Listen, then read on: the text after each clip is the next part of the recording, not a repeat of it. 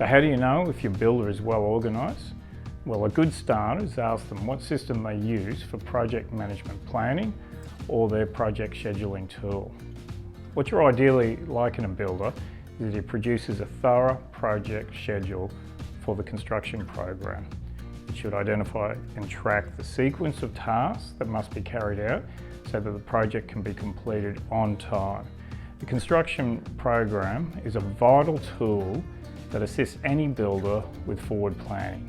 It will mitigate the potential for surprises to occur during the course of construction. Because whilst compiling the target program, the scheduler will need to consider all tasks included in the sequence and method of the build.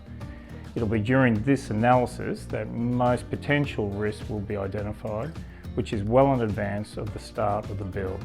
So it is possible to take a proactive measure well in advance of the start of construction. Okay, to demonstrate a recent example of our own, it's 2021. We're in the middle of a building boom, for those that are unaware, and COVID's still with us. So as a result, both of these factors are having a detrimental effect on much of the supply chain, and particularly engineering timber framing. So I wanted to show you how that impacts the day-to-day goings of the project. The construction program we use is a cloud-based product called Build-A-Trend. It allows us to run multiple projects down here at any one time. It has multiple functions to go through, and you can copy in multiple users, whether that's subcontractors, suppliers, other people, employees and clients. But for the purposes of this demonstration, I just want to focus purely on the scheduling. So as you can see here, we've got this in a Gantt format. These are the tasks that go towards make up the project itself. Here we'll have start date, finish dates, duration. And this is the Gantt format here, which shows the relationship to the other activities, how they're linked. The items you see here with the arrows through them are the critical path. And as you can see, there's quite a bit to a project. Now, mind you, this is one of our larger ones, but as you go through it with all the activities and tasks on this side, you can see it finally gets us to our finish date as a result of, by highlighting this critical path. So for the purpose of this exercise and to show you how important and this scheduling is for a builder to remain proactive, I wanted to focus on the issues that we're having at the moment with the likes of engineering timber. So we've gone through, we've done the program, and we've identified when we will require the timber wall framing, the date of install. So it's that's May 10 this year. We placed the order a few weeks ago, so this is a bit late, but as you can see here, we're at the 1st of April. So traditionally at the time of placing the orders, which was about 4 weeks ago, we were informed the lead times are about 7 to 8 weeks for pre-nailed timber framing. Normally this would be 4 weeks at a stretch, and 6 weeks with engineered timber beams, bearers and joists.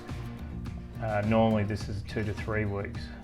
Because we identified how tight this potential program and also how unreliable the supply chain is at the moment, we took the decision to order framing as individual lengths only, and that we would erect and assemble on site.